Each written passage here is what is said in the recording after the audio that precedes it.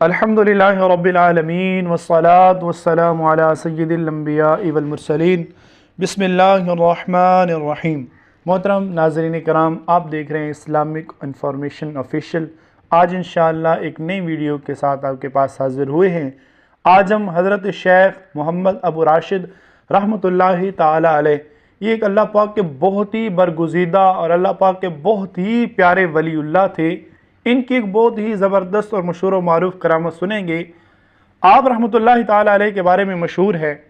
کہ آپ کے پاس ایک نہایت چھوٹا سا گھر تھا، جس میں ایک کمرہ، اور وہ بھی بہت چھوٹا سا، اور کمرے میں لگا ہوا دروازہ بہت ہی چھوٹا تھا، اتنا چھوٹا کہ اس سے ایک انسان بھی گزرتا تو جھک کے گزرنا پڑتا تھا۔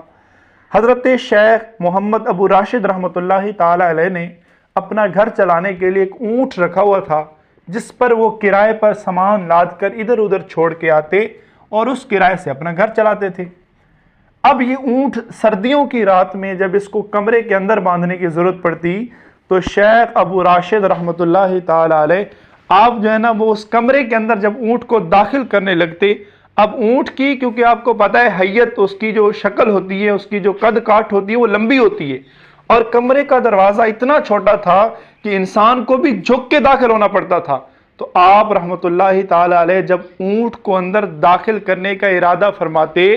تو اس کی گردن سے پکڑ کر اسے نیچے کرتے، اور یوں اونٹ کی گردن جیسے ہی کمرے کے اندر داخل ہوتی، خود بخود سارا اونٹ بھی کمرے کے اندر داخل ہو جاتا۔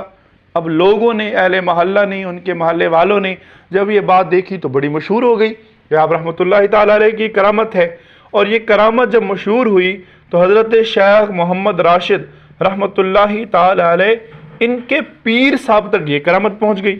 اب ان کے پیر صاحب جو تھے وہ غصہ ہوئے، شیخ عبد الغنی عمدانی رحمۃ اللہ تعالی علیہ، اور انہوں نے پیغام بھیجا کہ شیخ محمد ابو راشد، یا تو تم اپنی شہرت طلب کر رہے ہو یا پھر دنیا والوں کو اپنی طرف متوجہ کرنا چاہتے ہو، کیونکہ اولیاء کا تو یہ طریقہ نہیں ہے کہ اللہ نے جو انہیں طاقت دی ہے اس کو سب کو دکھاتے پھریں۔ تو آپ رحمۃ اللہ تعالی علیہ نے پھر اپنے پیر و مرشد کی طرف ایک پیغام بھیجا اور بتایا کہ میں یوں غریب ہوں، میرے پاس مال نہیں ہے زندگی گزارنے کے لیے، گھر والوں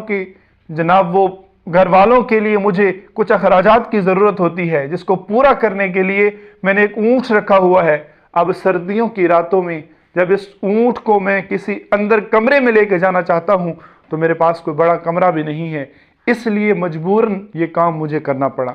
تو حضرت شیخ